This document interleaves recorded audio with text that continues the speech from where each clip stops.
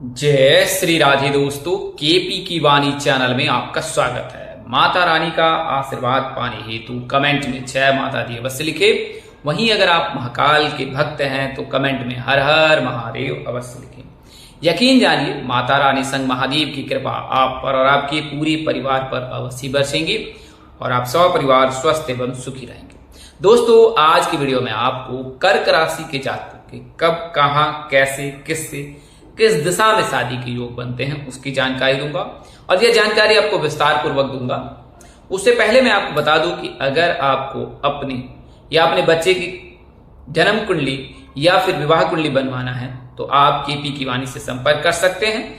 हम लोग पिछले 7 वर्षों से सेवारत हैं और न केवल भारतवर्ष बल्कि भारतवर्ष के बाहर अन्य देश, विश्व के अन्य देशों में भी जो है अपनी सेवा दे रहे हैं। तो आप चाहे तो वेस्टर्न एस्ट्रोलॉजी से या फिर वैदिक एस्ट्रोलॉजी किसी भी माध्यम से जो है अपने या अपने बच्चे की जन्म कुंडली बनवा सकते हैं, विवाह की कुंडली बनवा सकते हैं और जीवन की संपूर्ण जानकारी प्राप्त कर सकते हैं। आप में से कई ऐसे जातक भी होंगे जो अपने करियर को लेकर परेशान होंगे कि क्या करना उनके लिए उचित होगा। तो आप नक्षत्र से यह भी जान सकते हैं कि आपके लिए क्या उत्तम रहेगा और किस सेवा में, किस सेक्टर में जो है आप ट्राई करें, कोशिश करें तो आपको शीघ्र सफलता मिलेगी।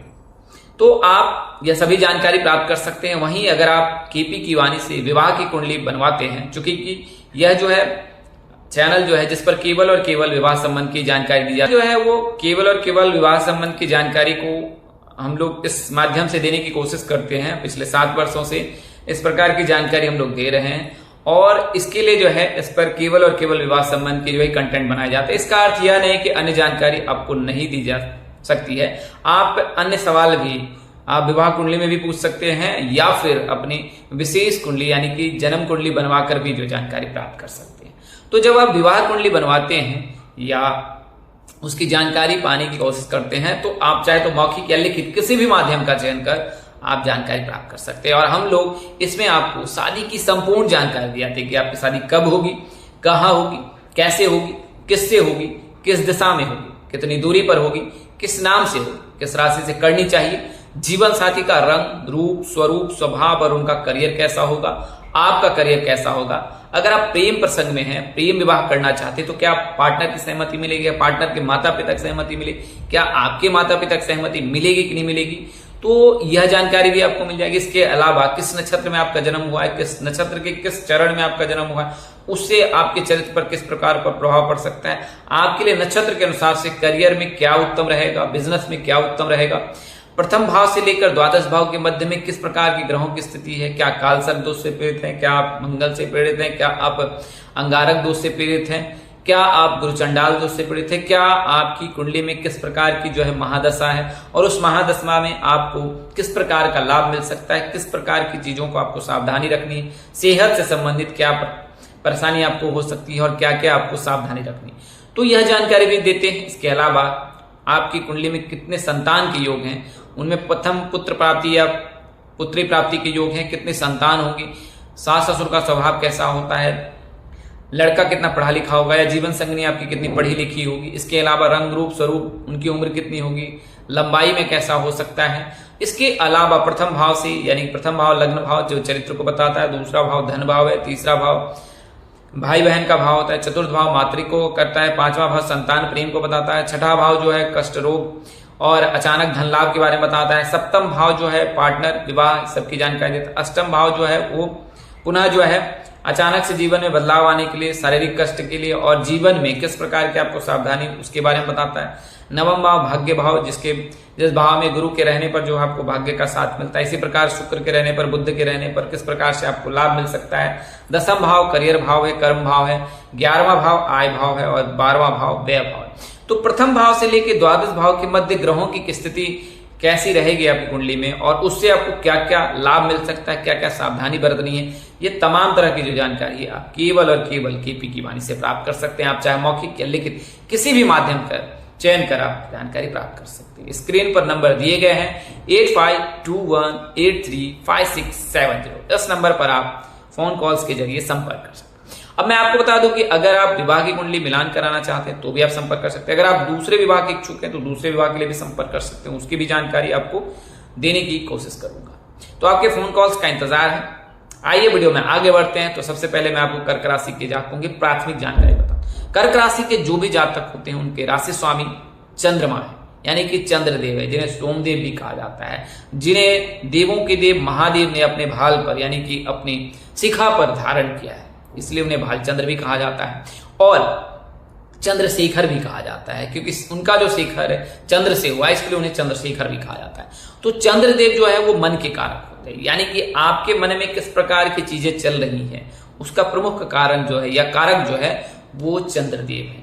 अगर चंद्रमा कुंडली में मजबूत है तो आप प्रफुल्लित रहेंगे, प्रसन्नचित रहेंगे, आपको सभी प्रकार के कामों में मन लगेगा, उत्साह रहेगा, हर शुभ कार्य में आपको सफलता मिलेगी, माता जी की सेहत अच्छी रहेगी, आपका और आपकी माता जी की जो मानसिक स्थिति है वो बहुत अच्छी रहेगी। वर्तमान समय में आप देख रहे हैं अनेक लोग जो है मानसिक पीड़ा से पीड़ित हैं, तनाव से पीड़ित हैं। तो इसके कई कारण हो सकते हैं। हम साइंटिफिक या चिकित्सा पद्धति से ना जाए तो मैं आपको अध्यात्म से बताता हूं। तो आपको चंद्रमा को मजबूत करना है और इससे आपको जो मानसिक तनाव की परेशानी होती है वो अवश्य ही दूर हो जाएगी। तो वैदिक ज्योतिष के अनुसार से जो है चंद्रमा वो मन के कारक होते हैं। अगर आप मानसिक शांति चाहते हैं और शुभ कामों में सफलता चाहते हैं तो आप अपनी कुंडली में चंद्रमा मजबूत कीजिए। इससे आपके माता जी के साथ भी संबंध मधुर रहेंगे, उनकी कृपा और आशीर्वाद के भी आप भागी होंगे। इसके अलावा उनकी सेहत अच्छी रहेगी, साथ ही घर में सुख शांति बनी रहेगी, शुभ कामों में आपको सफलता मिलेगी। इसके साथ ही आप पर जो है चंद्रदेव की भी कृपा बरसेगी। तो चंद्र का मजबूत रहना बहुत जरूरी है। कर्क राशि के जातक जो है उनके राशि स्वामी चंद्रमा है। आराध्य जो है देवों के देव महादेव है। तो आप भगवान शिव के शरणागत रहें, उनके शरण में रहें, उनके चरण में रहें, आपका कल्याण। अब बात करते हैं इस राशि में जो गुरु उच्च के होते हैं, यानी देव गुरु बृहस्पति जो सुख के कारक होते हैं, जो धन के कारक होते हैं, ज्ञान के कारक होते हैं, संतान के कारक होते हैं, पुत्र के कारक होते हैं। ये जो ज्योतिषीय भाषा में जो है गुरु जो है वो प्रमुख कारक माने जाते हैं। तो गुरु जो है आप में उच्च के होते हैं, तो हमेशा ही आपको गुरु जो है शुभ फल देते हैं। आप जीवन में विभिन्न परिस्थितियों में भी रहेंगे। अगर आप सात्विक विचारधारा के हैं, सत्य कर्म करने वाले हैं, धार्मिक हैं, कार्मिक हैं, तो आप पर गुरु की कृपा हमेशा बरसेगी और आप विषम परिस्थिति से भी अपने ज्ञान के आधार पर आप अवश्य निकलेंगे। इसलिए जो कहा जाता है कर्क राशि के जातक बहुत तार्किक होते हैं, बौद्धिक क्षमताओं में अधिक होती है और गुरु की कृपा से जो है ये गवर्नमेंट जॉब पाने में सफल होते हैं। तो अगर आप कर्क राशि के जातक हैं तो सरकारी नौकरी के लिए भी आप ट्राई कर सकते हैं, उसमें आपको सफलता मिलेगी। इसके अलावा आप जॉब या बिजनेस दोनों सेक्टर में भी आप सफल हो सकते हैं।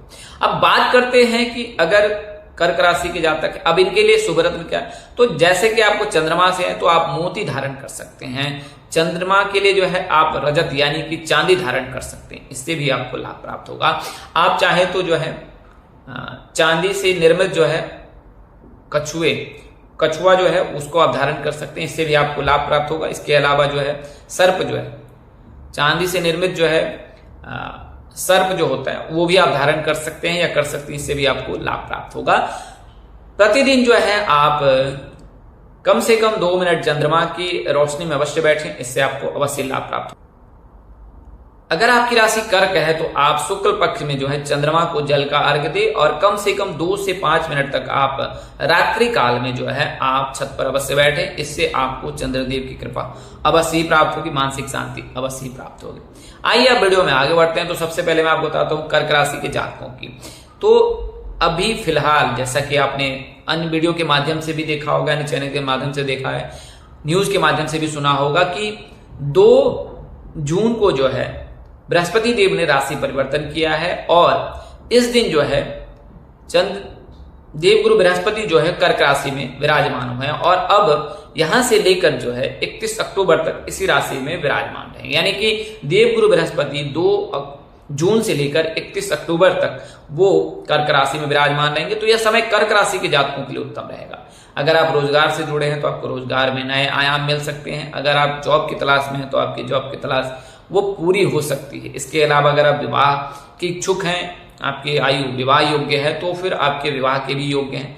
वर्तमान समय में 2 जून से लेकर 31 अक्टूबर, चूंकि जून और जुलाई के महीने में ही विवाह का मुहूर्त है, तो ये दोनों महीना जो आपके लिए बहुत उत्तम है। उसके पश्चात फिर नवंबर दिसंबर का महीना भी आपके लिए उत्तम है अगर आप कर्क राशि के जातक हैं। और बात करें साल 2027 में तो 26 जनवरी से जो लेकर जो है वो 25 जून तक जो है इस दौरान जो है कर्क राशि में ही गुरु रहेंगे। तो वर्तमान समय में भी जून जुलाई में योग है और उसके पश्चात नवंबर दिसंबर में भी है और फिर आगामी वर्ष में जनवरी से लेकर जो है जून तक कर्क राशि के जातकों के लिए विवाह के प्रबल योग बने। तो अगर आपकी राशि कर्क है तो आप बहुत भाग्यशाली हो, क्योंकि यह समय आपके लिए उत्तम है और उत्तम समय की जो है शुरुआत हो चुकी है 2 जून से और धीरे धीरे आपके जीवन में परिवर्तन देखने को मिलेगा।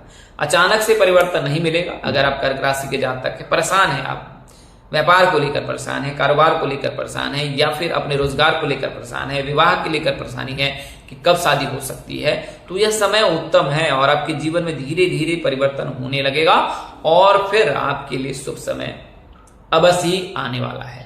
यानी कि वर्तमान समय से 31 अक्टूबर और फिर जनवरी में अगले साल 2027 में फिर 25 जनवरी से लेकर 26 जून तक गुरु जो है आपके लग्न भाव में ही रहेंगे, तो वो समय आपके लिए उत्तम रहेगा। उस दौरान आपके विवाह होने के 100% योग है।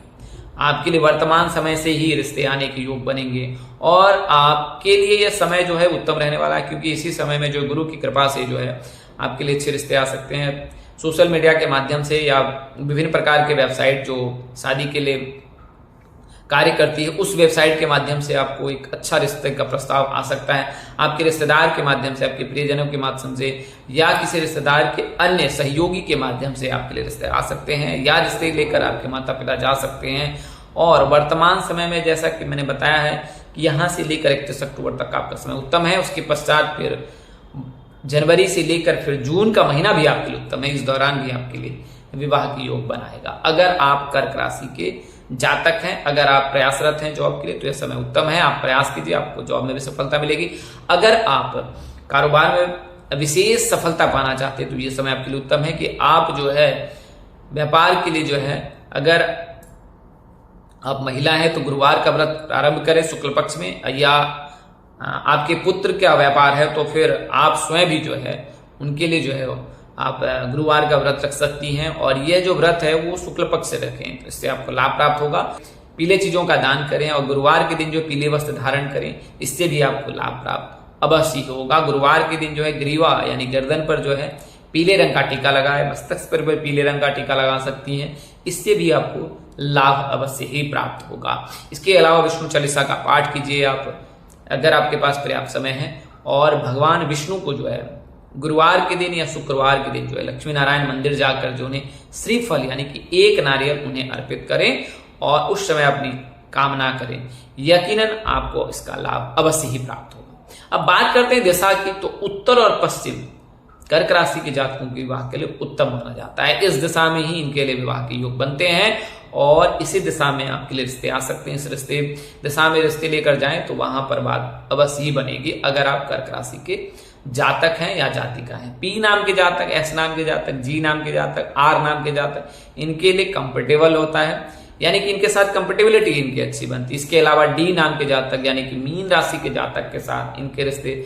बेहद मधुर रहते हैं, क्योंकि गुरु इनमें उच्च के होते हैं और मीन राशि धनु राशि के जो है उनके राशि स्वामी देवगुरु बृहस्पति है, तो इनके साथ इनका रिलेशन बहुत अच्छा रहता है। दोनों के जो विचार वो बहुत अच्छे मिलते भी हैं। तो आप मीन राशि के जातक के साथ भी परमेश्वर बन सकते हैं, लेकिन आपको मैं सलाह दूंगा कि राशि से जानकारी तो मैंने आपको दी है, लेकिन आप अपनी विवाह के पश्चात कुंडली मिलान अवश्य करा ले या विवाह से पूर्व, इससे आपको वैवाहिक जीवन की पूरी जानकारी मिल जाएगी कि आपका वैवाहिक जीवन कैसा रहने वाला है। कई बार ऐसा देखा जाता है कि विवाह के पश्चात वैवाहिक जीवन बड़ा ही कष्टमय हो जाता है, तो इस स्थिति में जो है विवाह से पूर्व आप अपनी कुंडली मिलान करा ले। अगर किसी प्रकार का कोई दोष लग रहा है तो उस दोष का निवारण अवश्य करा ले। तो इस वीडियो के माध्यम से मैंने आपको कर्क राशि के जातकों की यह जानकारी देने की कोशिश की है कि साल 2026 में किस प्रकार से कब शादी होने के योग है, किससे होने के योग है, किस दिशा में होने के योग है और किस प्रकार से योग है। अगर आप प्रेम प्रसंग में प्रेम विवाह करना चाहते हैं तो यह भी मैं नोट जोड़ना चाहता हूं कि आपको प्रेम विवाह करने में सफलता मिल सकती है, लेकिन आप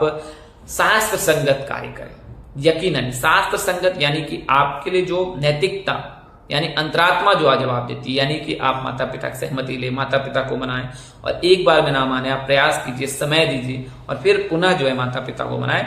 यकीनन आपको इसमें सफलता मिलेगी और प्रेम विवाह करने में भी कर्क राशि के जातक सफल होते हैं, क्योंकि आपके राशि स्वामी चंद्रमा ही है और चंद्रमा ही इस प्रकार का योग बनाता है जब आपको मनचाहा जीवन साथी मिलता है। तो अगर आप लव मैरिज करना चाहते हैं तो इसमें आपको अवश्य ही सफलता मिलेगी। तो दोस्तों, जानकारी देने में अनुज यानी मुझसे कोई गलती या त्रुटि रह गई हो तो कृपया मुझे क्षमा कर दीजिएगा। मेरी कोशिश आपको सत्य और सही जानकारी देने की रहती है। हालांकि जानकारी देने के क्रम में कई बार मैं त्रुटि करता हूं, किस प्रकार का जानकारी देने के समय में किसी प्रकार के जो है शब्द का जो है सही चयन नहीं हो पाता है, उसके लिए मैं क्षमा प्रार्थी हूं। अगर जानकारी देने में मुझसे कोई गलती या त्रुटि रह जाती है तो कृपया मुझे क्षमा कर दीजिएगा। मेरी कोशिश आपको सत्य और सही जानकारी देने की रहती है। तो आज के लिए इतना ही, अगले वीडियो में फिर मिलेंगे। तब तक के लिए मुझे इजाजत दें। आप जहां रहें मस्त रहें, स्वस्थ रहें, व्यस्त रहें। माता रानी की असीम कृपा आप पर बरसती रहे। परम पिता परमेश्वर आपको सद्बुद्धि, सद्मार्ग और आगे बढ़ने की शक्ति दे। नमस्कार, जय श्री दोस्तों, जय श्री कृष्णा, जय माता दी, जय वाहेगुरु, हर हर महादेव।